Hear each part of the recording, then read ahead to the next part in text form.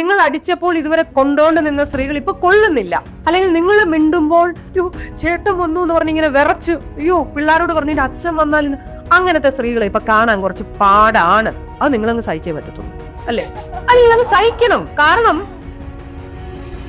ഒരാൾ പറയാണ് എനിക്ക് മാനസികമായി ഇയാളോട് ചേർന്ന് പോകാൻ പറ്റുന്നില്ല, ഇയാൾ എന്റെ ചിന്താപരമായ പദ്ധതിക്ക് ചേർന്ന ആളല്ല, അല്ലെങ്കിൽ ഞാൻ ഇന്ന ഡ്രസ്സ് ധരിക്കുന്നത് അദ്ദേഹത്തിന് ഇഷ്ടമല്ല, എനിക്ക് മോഡേൺ ഡ്രസ്സ് ധരിക്കാനാണ് ഇഷ്ടം, എന്റെ ഭർത്താവിന് ഞാൻ സാരി ഉടുത്ത് നടക്കണം. അപ്പൊ കോടതി എന്താ പറയാ? ഇതൊക്കെ ഒന്ന് അഡ്ജസ്റ്റ് ചെയ്യണമെന്നേ. ഇതൊക്കെ ചെറിയ കാര്യമല്ലേ എന്നാ പറയണേ. പക്ഷെ ഒരു വ്യക്തിയെ സംബന്ധിച്ച് ഇതൊന്നും ചെറിയ കാര്യമല്ല. അത് അയാളുടെ വ്യക്തിത്വത്തിന്റെ പ്രശ്നമാണ്. ഒരാളിന്റെ ചിന്ത അയാളുടെ ഏറ്റവും ഉയർന്ന വ്യക്തിത്വ പ്രസരിപ്പിക്കുന്ന ഒരു ഏരിയ ആണ്, അല്ലേ? നമ്മൾ ഡൊമസ്റ്റിക് വയലൻസോ പരസ്ത്രീ ബന്ധമോ പരപുരുഷ ബന്ധമോ ഒക്കെ റേസ് ചെയ്താൽ മാത്രമാണ് ഡിവോഴ്സ് കിട്ടുക. അതാ ഞാൻ പറഞ്ഞത്. ഒരു കുണ്ടിലേക്ക് പോകാനാണ് നമ്മൾ ഈ പ്രിപ്പറേഷൻ ഒക്കെ നടത്തുന്നത്. ഒരു ചെളിയിലേക്ക് ചെന്ന് ചാടാനാണ് കോടികൾ നമ്മൾ മുടക്കുന്നത്. അതല്ലാതെ അഡ്ജസ്റ്റ് ചെയ്ത് സഹിച്ചും ക്ഷമിച്ചും അച്ഛനും അമ്മയൊക്കെ മുടക്കിയ പണത്തെക്കുറിച്ച് ആദി കൊണ്ടും വേവലാതി കൊണ്ടും ഈ കൂടെ വരുന്ന പെണ്ണും ആണും ആകട്ടെ, പാർട്ട്നേഴ്സ്, ഞാൻ ജെൻഡർ തിരിച്ചൊന്നും പറയുന്നില്ല, അവരെ സഹിച്ച് ജീവിച്ചേക്കാമെന്ന് പറഞ്ഞ് അവസാന നിമിഷത്തിൽ 60 വയസ്സാകുമ്പോൾ പൊട്ടിത്തെറിച്ച് ഡിവോഴ്സ് ചെയ്യുന്ന ആളുകളില്ലേ? ഇനി എനിക്ക് ബാധ്യതയൊന്നുമില്ല, ഇനി എന്നെ വേറെ കാര്യം പറഞ്ഞ് ഇതാക്കില്ല, നീ മറ്റവന്റെ കൂടെ പോവാനാ അല്ലെ മറ്റവളുടെ കൂടെ പോകാനാണെന്ന് പറയില്ലല്ലോ ഈ പ്രായത്തിൽ. ഇനി എനിക്ക് ഈ മരണക്കിണറിൽ നിന്നൊന്നു കയറണം എന്ന് പറയുന്ന ആളുകളുണ്ട്. അപ്പൊ ഈ വിവാഹം എന്ന് പറയുന്നത് ആവശ്യമുള്ളവർ മാത്രം ചെയ്യേണ്ടതും വളരെ സിമ്പിളായിട്ട് ചെയ്യേണ്ടതും ഈ വ്യവസായ മേഖലകളെ അകറ്റി നിർത്താൻ പറ്റുമെങ്കിൽ സ്വർണം, വസ്ത്രം, മറ്റേ അങ്ങനെ ഒരു 100 വ്യവസായങ്ങൾ ഇതിനകത്തിൽ ഇൻവോൾവ് ആണ്. മനസ്സിലായില്ലേ? ഒന്ന് ആലോചിച്ച് നോക്കിയാൽ 2 മനുഷ്യന്മാരുടെ ജീവിതത്തിനു വേണ്ടി എത്ര വ്യവസായങ്ങളാണ് ഇവിടെ ഉണ്ടായേ. അവർ തുടങ്ങുന്ന ഒരു ജീവിതത്തിന് സപ്പോർട്ട് കൊടുക്കാനല്ല, അതിന് ചൂഷണം ചെയ്യാൻ വേണ്ടി, അവരുടെ ആ വിവാഹം എന്ന് പറയുന്ന പ്രസ്ഥാനത്ത് ചൂഷണം ചെയ്യാൻ വേണ്ടി ധാരാളം ബൈ പ്രോഡക്റ്റ് ബിസിനസ്സുകളാണ് ഇവിടെ ഉയർന്നു വന്നത്. അപ്പോൾ അവരിൽ നിന്ന് എങ്ങനെ രക്ഷ നേടാമെന്ന് ആലോചിച്ചുകൊണ്ട് ഈ രക്ഷിതാക്കൾ ചെയ്യേണ്ടതെന്ന് പറഞ്ഞാൽ ഈ പണം വല്ലതും ഉണ്ടെങ്കിൽ കുട്ടികൾക്ക് അത് ഇൻവെസ്റ്റ് ചെയ്ത് അവർക്ക് കൊടുക്കുക. വീടില്ലാത്തവരാണെങ്കിൽ നല്ലൊരു വീട് വാങ്ങിച്ച് പെണ്ണിന്റെ വീട്ടുകാരാണ് കൊടുക്കുന്നെങ്കിൽ പെണ്ണിന്റെ പേരിൽ രജിസ്റ്റർ ചെയ്ത് കൊടുക്കുക, ചെക്കൻ്റെ വീട്ടുകാരാണ് ചെക്കൻ്റെ പേര് രജിസ്റ്റർ ചെയ്ത് കൊടുക്കുക. എന്നിട്ട് നിങ്ങൾക്ക് പിരിഞ്ഞോ ജീവിക്കോ ആ തരത്തിൽ അവരെ വലിയ ഇൻവെസ്റ്റ്മെന്റ് ഒന്നും നടത്താതെ ക്യാഷ് ഒക്കെ സേഫ് ആക്കി വെച്ച് കുട്ടികളെ അവരുടെ ഉത്തരവാദിത്തത്തിലേക്ക് വിടുക. ഇവിടെ എന്താന്ന് പറഞ്ഞാൽ കല്യാണം കഴിച്ച് കൈ പിടിച്ച് കൊടുക്കല്ല, ഇങ്ങനെ വന്ന് കൊടുക്കുകയാണ്. ഈ കൊടുക്കുന്ന നിമിഷം വരെ അച്ഛനമ്മമാർ ഉത്തരവാദിത്തമല്ല. അത് കഴിഞ്ഞ പിന്നെല്ലാം എന്തൊരു ട്രാജഡിയാണെന്നറിയാമോ ഇത്? കാരണം 25 വയസ്സ് വരെ ഒരാളെ നിങ്ങൾ സ്പൂൺ ഫീഡ് ചെയ്യുകയാണ്, എല്ലാം വാരി കൊടുക്കുകയാണ്. ചോറ് വാരി കൊടുക്കുന്നു, കോഴ്സ് തിരഞ്ഞെടുക്കുന്നു, ചെക്കനെ തിരഞ്ഞെടുക്കുന്നു, പെണ്ണിനെ തിരഞ്ഞെടുക്കുന്നു. അത് കഴിഞ്ഞ് പെരുവഴിയിൽ ഇറക്കി വിട്ട പോലെയാണ്. ഇത് കുട്ടിക്കാലം മുതലേ കുട്ടികളെ പരിശീലിപ്പിക്കേണ്ടതാണ്. സ്വന്തം കാര്യം നോക്കാൻ, സെൽഫ് റെസ്പോൺസിബിലിറ്റി, സ്വന്തം ഒപ്പീനിയൻ, ഡിസിഷൻസ്, അതൊക്കെ വീടകങ്ങൾ അതിനുവേണ്ടി പ്രിപ്പയർ ആകണം കുട്ടികളെ പ്രാപ്തമാക്കാൻ. നമ്മളിപ്പോൾ ഇതിനെക്കുറിച്ച് പറയുമ്പോഴും ഒരു കുറച്ച് വർഷങ്ങൾക്ക് മുമ്പ് ഇതിൻ്റെ ഭാഗമായി അനുഭവിച്ചു കൊണ്ടിരുന്നത് സ്ത്രീകളാണെങ്കിലും ഇപ്പോൾ അതിനൊരു ചേഞ്ച്, ഒരു മാറ്റം ആണുങ്ങൾ കൂടെ ഇത് അനുഭവിക്കുന്ന ഒരു സ്റ്റേജിലേക്ക് വന്നിട്ടില്ല. ഇപ്പം ഒരു റിപ്പോർട്ടുണ്ട്, അതായത് ഏറ്റവും കൂടുതൽ സൂയിസൈഡ് കേസുകൾ റിപ്പോർട്ട് ചെയ്തിട്ടുള്ള ആഫ്റ്റർ മാരേജ് പുരുഷന്മാരിലാണെന്നൊരു ഒരു റിപ്പോർട്ട് കുറച്ചാൾ മുമ്പ് വന്നിട്ടുണ്ടായിരുന്നു. അപ്പം അതിപ്പോൾ തിരിച്ചും നടക്കുന്നില്ലേ? അപ്പോൾ അതൊരു ജെൻഡർ വ്യവസ്ഥകൾ ഇല്ലാതെ തന്നെ നമുക്ക് സംസാരിക്കാൻ പറ്റില്ലേ? അങ്ങനെ ജെൻഡർ വ്യവസ്ഥ ഇല്ലാതെ മനുഷ്യൻ എന്നുള്ള അർത്ഥത്തിൽ ആണും പെണ്ണും ട്രാൻസ്ജെൻഡറും ഇവരെല്ലാ ട്രാൻസ്ജെൻഡറുകളുടെയും സെക്സ് പിന്നെ വ്യത്യസ്ത സെക്സുകളിൽപ്പെട്ട ആളുകളിലൊക്കെ ഗേ വിവാഹം നടക്കുന്നുണ്ട്, പിന്നെ ലെസ്ബിയൻ വിവാഹങ്ങൾ നടക്കുന്നുണ്ട്. ഇത് എല്ലായിടത്തും ഉണ്ട്. ഈ സ്ത്രീകളുടെ കാര്യത്തിൽ എന്തുകൊണ്ടാണ് അത് ഇപ്പോഴും നമുക്ക് ആ പരിഗണന വിടാൻ പറ്റാതിരിക്കുന്നതെന്ന് പറഞ്ഞാൽ, നമ്മൾ മുമ്പേ ദളിതരുടെയും ഭൂമിയില്ലാത്തവരുടെയും വിഷയം പറഞ്ഞതുപോലെ ഒരു കാര്യമാണ്. സ്ത്രീകൾ അനുഭവിക്കുന്ന വിഷയങ്ങളെ നമുക്ക് സാമാന്യീകരിക്കാനേ പറ്റില്ല. പുരുഷന്മാര് പിന്നെ സൂയിസൈഡ് ചെയ്യുന്നുണ്ടാകാം, ആ കണക്ക് വന്നിട്ടുണ്ടെങ്കിൽ എനിക്കതിൻ്റെ കണക്കിനെ കുറിച്ച് അറിയില്ല. അങ്ങനെ ഉണ്ടാകാം, കാരണം എല്ലാവരും മനുഷ്യരാണെന്നേ. ഇപ്പൊ സ്ത്രീ പീഡിപ്പിച്ചാലും പുരുഷന് വേദനിക്കുന്നേ. പുരുഷൻ പീഡിപ്പിക്കുമ്പോൾ സ്ത്രീക്ക് വേദനിക്കുന്ന പോലെ തന്നെ സ്ത്രീ പീഡിപ്പിച്ചാൽ പുരുഷന് വീഴും. അല്ലെ പുരുഷനെ കല്ലുകൊണ്ടൊന്നും ഉണ്ടാക്കിയതല്ലോ. അല്ലെങ്കിൽ പുരുഷൻ എന്ത് പിന്നെ ഷോക്ക് വന്നാലും ഷോക്ക് അടിക്കാതിരിക്കാനുള്ള പ്രൂഫ് ഒന്നും ഇട്ടിട്ട് നിൽക്കുന്ന ആളൊന്നുമല്ല. അതുകൊണ്ട് തന്നെ അവിടെയും അങ്ങനെയും സംഭവിക്കുന്നുണ്ട്. പക്ഷെ ഇതിനെ കണക്കെടുക്കുമ്പോൾ അല്ലെങ്കിൽ സൊസൈറ്റിയിൽ നിലനിൽക്കുന്ന ഒരു ഇംബാലൻസ് കാര്യത്തിൽ പറഞ്ഞാൽ പുരുഷൻ എപ്പോഴും പ്രയോറിറ്റി ഉള്ള ഒരു ജീവിയാണ്. മനസ്സിലായില്ലേ? സൊസൈറ്റിയിൽ പാട്രിയാർക്കി എന്ന് പറയുന്നതാണ് നമ്മുടെ സൊസൈറ്റി. ഭരണകൂടം ഈ പുരുഷ മേധാവിത്വമാണ്, പുരുഷനാണ് ഇതൊക്കെ നിർമ്മിച്ചിരിക്കുന്നത്. മനസ്സിലായില്ലേ? അപ്പോൾ ആ എല്ലായിടത്തുമുള്ള കാഴ്ചപ്പാട് പുരുഷൻ്റെതാണ്, എല്ലായിടത്തും. ഇപ്പോൾ പെണ്ണ് ഏതുതരം ലിപ്സ്റ്റിക് ഇടണമെന്ന് പുരുഷന്മാരാണ് കണ്ടുപിടിച്ചേക്കുന്നത്. കാരണം ഇത് ഉണ്ടാക്കിയ തുടക്കത്തിൽ ഇത് ഐഡിയ കൊണ്ടുവന്നൊക്കെ അവരല്ലേ? അല്ലെ ഈ വസ്ത്രം നമ്മളൊക്കെ ഇടുന്ന ഈ മോഡേൺ ഡ്രസ്സ് അല്ലെങ്കിൽ സാരി ഇതെല്ലാം ഉണ്ടാക്കിയത് ആരാണ്? പുരുഷനാണ്. സ്ത്രീയെ പുരുഷൻ എങ്ങനെ കാണാൻ ആഗ്രഹിക്കുന്നു എന്ന അടിസ്ഥാനത്തിൽ പുരുഷൻ നിർമ്മിച്ചതാണ് സ്ത്രീക്ക് വേണ്ടിയുള്ള ലോകം. നമ്മളെല്ലാവരും അതിന്റെ വഹിച്ചുകൊണ്ട് നടക്കുന്ന പല അടയാളങ്ങളും. ഞാൻ പറയാൻ കാരണമുണ്ടല്ലോ, കുറച്ചാൾ മുമ്പ് നമ്മൾ ഇതിനെപ്പറ്റി ഞാൻ നേരത്തെ പറഞ്ഞിരുന്നു, നമ്മൾ ഇതിനെപ്പറ്റി ഒരു വീഡിയോ ചെയ്തിരുന്നു. അന്ന് വേറൊരു ഗസ്റ്റായിരുന്നു. അപ്പോൾ അതിന് കമൻ്റായിട്ട് ഒരാൾ എന്നെ വിളിക്കുകയുണ്ടായി. അപ്പോൾ ആൾ പറഞ്ഞാൽ ഞാൻ കല്യാണം കഴിച്ച് എനിക്ക് 2 മക്കളുണ്ട്. 2 മക്കളുണ്ടായ ആൾ ഈ ഒരു രാവിലെ ഇതുവരെ ഒരു കുഴപ്പമില്ലായിരുന്ന ഒരു ലൈഫ് സ്റ്റൈലിൽ ഒരു രാവിലെ എഴുന്നേറ്റിട്ട് വൈഫ് ഡിവോഴ്സിന് അപ്ലൈ ചെയ്യുന്നു. ഒരു കാര്യവും പറയാതെ പൈസ മോഹിച്ചുകൊണ്ട് അദ്ദേഹത്തെ വഞ്ചിച്ചുണ്ടെന്ന് പറഞ്ഞു. കേസ് നടന്നുകൊണ്ടിരിക്കുകയെന്ന് പറഞ്ഞു. അപ്പോൾ അതുകൊണ്ട് എനിക്ക് ക്യാമറയുടെ ഫ്രണ്ടിൽ വന്ന് സംസാരിക്കാൻ പറ്റില്ല, കേസ് തീർന്നാൽ ഞാൻ വരാമെന്ന് പറഞ്ഞു. അപ്പോൾ പുള്ളിയോട് പറഞ്ഞ ഒരു പോയിന്റ്, അതായത് നിങ്ങൾ എപ്പോഴും സംസാരിക്കുമ്പോൾ ഉണ്ട് സ്ത്രീകൾക്ക് സംഭവിക്കുന്നുണ്ട്, പക്ഷേ പുരുഷന്മാർക്കും ഇപ്പോൾ കൂടുതൽ സംഭവിക്കുന്നുണ്ട്, അതിനെക്കുറിച്ച് കൂടി പറയണമെന്ന് പറഞ്ഞു. പുരുഷന്മാർക്ക് കൂടുതൽ സംഭവിക്കുന്നുണ്ട് എന്നുള്ളതല്ല. ഇപ്പം കണ്ടോ, നോക്കൂ, തന്നെ കണക്കെടുപ്പ് പറഞ്ഞില്ലേ? അല്ല, ഇവിടെ തന്നെ ഒന്ന് ആലോചിച്ച് നോക്കൂ. പുരുഷൻ അനുഭവിക്കാൻ തുടങ്ങിയപ്പോൾ പുരുഷനത് വേദനയായി. അത് എവിടെയെങ്കിലും ആരെങ്കിലും ഒക്കെ ഒന്ന് പറയണമെന്നും എന്റെ വേദന ലോകം അറിയണമെന്നും പുരുഷൻ ആഗ്രഹിക്കുന്നില്ലേ? ഇങ്ങനെ നമ്മൾ സംസാരിച്ചപ്പോൾ നമ്മൾ ഫെമിനിസ്റ്റുകളൊന്ന് വിളിച്ചോടാ. സ്ത്രീകൾ ഇത് അനുഭവിക്കാൻ തുടങ്ങിയിട്ട് എത്ര നൂറ്റാണ്ടായി? മനുഷ്യൻ ഉണ്ടായപ്പോൾ മുതൽ അനുഭവിക്കല്ലേ? ഇപ്പോഴും നമ്മുടെ അമ്മമാരെ കുറിച്ച് ചിന്തിക്കൂ.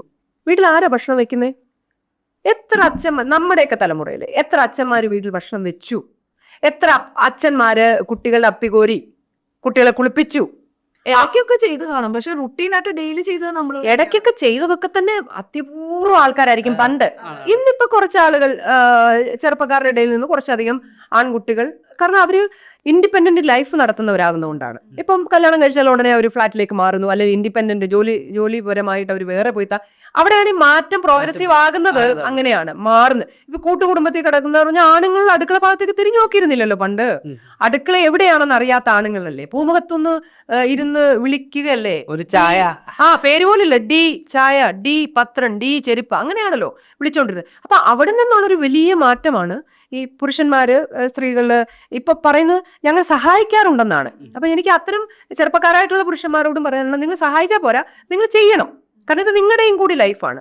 നമ്മളെല്ലാം ഷെയർ ചെയ്യാൻ ഇറങ്ങി 2 കൈ കൊടുത്ത് ഇറങ്ങുമ്പോൾ ഇത് പരസ്പരമാണ് സഹായിക്കല്. അല്ലാതെ ഞാൻ അവളെ സഹായിക്കാറുണ്ട്, അല്ലെ ഞാൻ അവനെ അങ്ങനെയല്ല. ഫുഡ് കഴിക്കേണ്ടത് എല്ലാവരുടെയും ആവശ്യമാണ്. ഞാൻ എന്റെ ഭാര്യയ്ക്ക് അത്യാവശ്യം ഫ്രീഡം അതാ പറഞ്ഞത്. ഇതെല്ലാം വളരെ തമാശയുള്ള കാര്യങ്ങളാണ്. അപ്പോൾ പുരുഷന്മാർക്ക് ഞാൻ മുമ്പേ പറഞ്ഞ പോലെയാണ്, സ്ത്രീകളിൽ നല്ല വയലൻസ് ഉള്ളവരുണ്ടെന്നേ. നമ്മളെന്തിനാ ഡിനേ ചെയ്യുന്നേ? നല്ല കള്ളം പറയുന്നവരുണ്ടെന്നേ, നല്ല അമ്മായിമ്മ പോരെടുക്കുന്നവരുണ്ടെന്നേ, സ്വന്തം മക്കളോട് വഴക്കുണ്ടാക്കുന്ന അമ്മമാരുണ്ട്, സ്വന്തം മക്കളെ ഇട്ടിട്ട് പോകുന്നവരുണ്ട്. ഇപ്പൊ 2-3 മക്കളുള്ള പിന്നെ സ്ത്രീകൾ അവർക്ക് സഹിച്ചിട്ടായിരിക്കും, അവർക്ക് ഈ ഭർത്താവിന്റെ കൂടെ വയ്യഞ്ഞിട്ടായിരിക്കും. അപ്പൊ അതിനെയൊക്കെ സൊസൈറ്റി കാണുന്നത് സ്ത്രീയുടെ കുറ്റമല്ലെന്നേ. ഇത് പുരുഷൻ പണ്ടുപോലെ ചെയ്തുകൊണ്ടിരുന്നതാണ്. 2-3 5 മക്കളുള്ള പിന്നെ കുട്ടികളെയും സ്ത്രീകളെയും ഉപേക്ഷിച്ചിട്ട് പോയി വേറെ 2-3 കെട്ടിക്കൊണ്ടിരുന്നില്ലേ പുരുഷൻ? അന്നൊന്നും ഒരു പുരുഷനും കരഞ്ഞില്ല. ഇപ്പൊ സ്ത്രീകൾ അവരെ ഇട്ടിട്ട് പോകാൻ തുടങ്ങിയപ്പോ ഭയങ്കര നിലവിളിയും കരച്ചിലുമാണ്. ഇത് കൊടുത്താൽ കൊല്ലത്തും കിട്ടുന്ന പദ്ധതിയാന്നേ. കുറച്ച് നൂറ്റാണ്ട് കഴിയുമെന്നേ ഉള്ളൂ. അതിപ്പോ സംഭവിച്ചു തുടങ്ങിയിട്ടുണ്ട്. അധികം സ്ത്രീകൾ വന്നിട്ടില്ല. വന്നു കഴിഞ്ഞാൽ ഈ കരച്ചിലിന്റെ തോത് കൂടും, പരാതികളുടെ തോത് കൂടും. ഇപ്പോഴേ കല്യാണം കഴിക്കാൻ പെൺകുട്ടികളെ കിട്ടുന്നില്ല. അതാണ് ഇപ്പൊ കരച്ചില്. പുരുഷ സഹായ സംഘം രൂപീകരിച്ചുള്ള പ്രവർത്തനങ്ങളാണ് ഇപ്പൊ നടക്കുന്നത്. നോക്കൂ, ഇത് ഒരു പരിണാമത്തിന്റെ കാലമാണ്. ഈ പരിണാമം നമ്മൾ മറ്റിടത്തു നിന്ന് മനുഷ്യനായ പരിണാമം പോലെ നിങ്ങൾ ഈ പരിണാമത്തിലൂടെ കടന്നുപോയേ പറ്റുള്ളൂ. അവിടെ പുരുഷന്റെ കൊമ്പോ സ്ത്രീയുടെ ദയാപരവശയായ സ്വഭാവത്തിനോ ഒന്നും ഒരു വാല്യൂ ഇല്ല. നിങ്ങൾ മനുഷ്യനാകുക എന്നുള്ളത് മാത്രമാണ്. നിങ്ങളുടെ സ്ത്രീയെ നിങ്ങൾ സഹജീവിയായി കാണുക, സ്ത്രീകൾ പുരുഷനെ സഹജീവിയായി കാണുക, അല്ലെ പുരുഷനെ ഒരു അറ്റാക്ക് ചെയ്യാൻ വരുന്ന ജീവിയായിട്ട് കാണാതിരിക്കുക. ഇപ്പൊ ചില ആളുകൾ പറയുന്നുള്ളൂ ഫെമിനിസ്റ്റുകൾ എന്ന് പറഞ്ഞാൽ പുരുഷ വിരോധികളാണെന്ന്. അങ്ങനെ എനിക്ക് തോന്നുന്നില്ല. അതെന്ത് ഫെമിനിസം ആണെന്ന് എനിക്ക് ഇതുവരെ മനസ്സിലായിട്ടില്ല. പുരുഷ വിരോധി ഇല്ല. സൊസൈറ്റിയെ മെച്ചപ്പെടുത്താനാണ് ഫെമിനിസ്റ്റ് ഐഡിയോളജി എല്ലാ കാലത്തും പ്രവർത്തിച്ചിട്ടുള്ളത്. അതൊരു ഇപ്പം സമൂഹത്തിൽ ആ ഒരു ഫെമിനിസം എന്ന് പറഞ്ഞ വാക്കിനെ അല്ലെങ്കിൽ ആ ഒരു പ്രവണതയെ ഒരു തെറ്റായ രീതിയിലാണ് കാണുന്നത്, അല്ലെങ്കിൽ മാധ്യമങ്ങളിൽ വരുന്നത് അത് തെറ്റായ രീതിയിലാണെന്ന് തോന്നിയിട്ടുണ്ടോ? അതും നമ്മൾ ഈ പറഞ്ഞ പോലെയാണ്. അത് സോഷ്യൽ മീഡിയയിലൂടെ വന്ന മറ്റൊരു നെഗറ്റീവ് വശമാണ്. ഇപ്പം മിണ്ടുന്ന ഒരാളിനെ അവൾ പെണ്ണാണെങ്കിൽ പുള്ളിക്കാരത്തി ആ വാക്ക് കേട്ടിട്ട് പോലും ഉണ്ടാവില്ല. പൊടി ഫെമിനിച്ചി എന്നാ പറയണേ. അത് അല്ല, അവർക്ക് ആലോചിക്കണം ആരോടാണ് പറയേണ്ടത്. അപ്പം മിണ്ടുന്ന പെണ്ണല്ല ഫെമിനിസ്റ്റ് ആണെന്നാണ് ഇപ്പോഴത്തെ ബഹുഭൂരിപക്ഷം ഈ സമൂഹത്തിന്റെ ഒരു ധാരണ. മീൻസ് സോഷ്യൽ മീഡിയയിൽ വന്ന് രണ്ട് നല്ല തർക്കുത്തരത്തിൽ മറുപടി പറഞ്ഞിട്ടുണ്ടെങ്കിൽ അവൾ ഫെമിനിച്ചിയായി. സത്യത്തിൽ നമ്മുടെ സമൂഹത്തിന്, കേരളത്തിന്റെ ഒരു പ്രത്യേകത പറഞ്ഞാൽ കേരളത്തിലെ ഇന്നും ബഹുഭൂരിപക്ഷം ആളുകൾക്ക് എന്താ ഫെമിനിസം എന്ന് അറിഞ്ഞുകൂടാ. ഫെമിനിസം ആൺവിരോധമല്ല. ഫെമിനിസം ആണുങ്ങളില്ലാത്ത പെണ്ണുങ്ങളുടെ ലോകം സൃഷ്ടിക്കുന്ന ഐഡിയോളജി അല്ല. ഫെമിനിസം എല്ലാ മനുഷ്യർക്കും ജീവിക്കാൻ സഹവർത്തിത്വത്തോടെ, സമാനതകളോടെ, സ്നേഹത്തോടെ ജീവിക്കാനുള്ള ഒരു ആവാസ വ്യവസ്ഥ സൃഷ്ടിക്കുക എന്നതാണ്. അത് പെണ്ണിന്റെ പക്ഷത്ത് നിന്നുകൊണ്ട് ചിന്തിച്ചുകൊണ്ടാണ്. കാരണം പെണ്ണാണല്ലോ സൃഷ്ടി നടത്തുന്ന ആള്. ഫെമിനിസ്റ്റ് എന്ന് പറഞ്ഞാൽ അതില് ജെൻഡർ ഇല്ലല്ലോ. ആണും ഫെമിനിസ്റ്റ് ആണ്, പെണ്ണും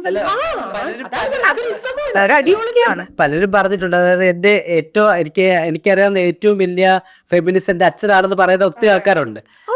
ഉണ്ട് അച്ഛന്മാര് പിന്നെ വളരെ സ്നേഹത്തോടെ ഇടപെടുന്ന പെൺമക്കളുടെ ഏറ്റവും ബെസ്റ്റ് ഫ്രണ്ട്സ് ആയിട്ടുള്ള ധാരാളം അച്ഛന്മാരുണ്ട്.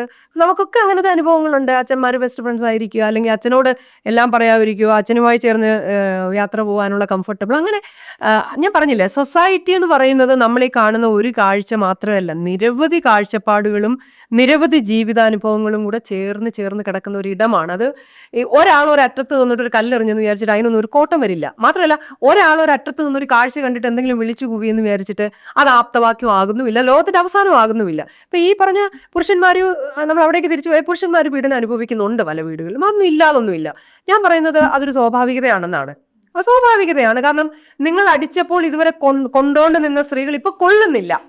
അല്ലെങ്കിൽ നിങ്ങൾ മിണ്ടുമ്പോൾ, ഗർജിക്കുമ്പോൾ, കയ്യിൽ നിന്ന് പാത്രം എടുത്ത് താഴെ അടിക്കുമ്പോൾ അയ്യോ ചേട്ടൻ വന്നു എന്ന് പറഞ്ഞിങ്ങനെ വിറച്ച്, അയ്യോ പിള്ളേരോട് പറഞ്ഞിട്ട് അച്ഛൻ വന്നാൽ, അങ്ങനത്തെ സ്ത്രീകളെ ഇപ്പൊ കാണാൻ കുറച്ച് പാടാണ്. അത് നിങ്ങളങ്ങ് സഹിച്ചേ പറ്റത്തുള്ളൂ, അല്ലേ? അല്ലെങ്കിൽ സഹിക്കണം. കാരണം ഈ എല്ലാ കാലവും ലോകം ഒരാളിന്റെ മാത്രമൊന്നുമല്ല, ഒരു കൂട്ടരുടെ മാത്രമൊന്നുമല്ല. എല്ലാ കൂട്ടക്കാരും, ഇംഗ്ലീഷുകാർ വിചാരിച്ചത് ഇന്ത്യ അവരുടേതായിരിക്കുന്ന എല്ലാ കാലത്തും, ഇല്ലേ? 10, 200, 300 കൊല്ലം പിടിച്ചു നിന്നു, അവസാനം പോകേണ്ടി വന്നു.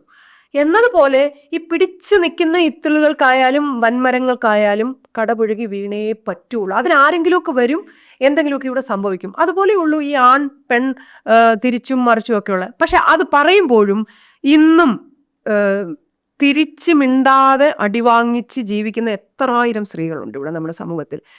കല്യാണം കഴിച്ചാൽ ഉടനെ ജോലി ഉപേക്ഷിക്കേണ്ടി വരുന്നവർ, കുട്ടികൾക്കും വീടിനും വേണ്ടി അവരുടെ കരിയർ, പഠനം ഉപേക്ഷിക്കുന്ന ആളുകൾ, ഇഷ്ടപ്പെട്ട ഭക്ഷണം കഴിക്കാൻ പറ്റാത്തവർ, വസ്ത്രം ധരിക്കാൻ പറ്റാത്തവർ, കൂട്ടുകാരെ ഉപേക്ഷിക്കേണ്ടി വന്നിട്ടുള്ളവർ, എത്രയായിരം സ്ത്രീകൾ ഇപ്പോഴും ഇവിടെ നരകയാതന അനുഭവിച്ച് ജീവിക്കുന്നുണ്ട്. അവരൊക്കെ സമൂഹത്തിൽ കണ്ടു കഴിഞ്ഞാൽ വളരെ പോളിഷ്ഡ് ആണ്, വലിയ ഐഡിയലാണ്. പക്ഷെ അവരുടെ ഉള്ളിലോട്ട് ചെന്ന് ചോദിക്കണം, അവരനുഭവിക്കുന്ന നീറുന്ന പ്രശ്നങ്ങൾ അവർ അപ്പം പറഞ്ഞു തരും. അതാണ് പൊതു. നമ്മൾ ഒരു സമൂഹത്തിന്റെ കാഴ്ചപ്പാട് ഒരു കലാകാരിയുടെ പോയിന്റ് ഓഫ് വ്യൂവിൽ നിന്ന് ഭയങ്കര ഡിഫറെൻ്റ് ആയിട്ട് സംസാരിച്ചു. വളരെയധികം നന്ദി ഇവിടെ. Thank you.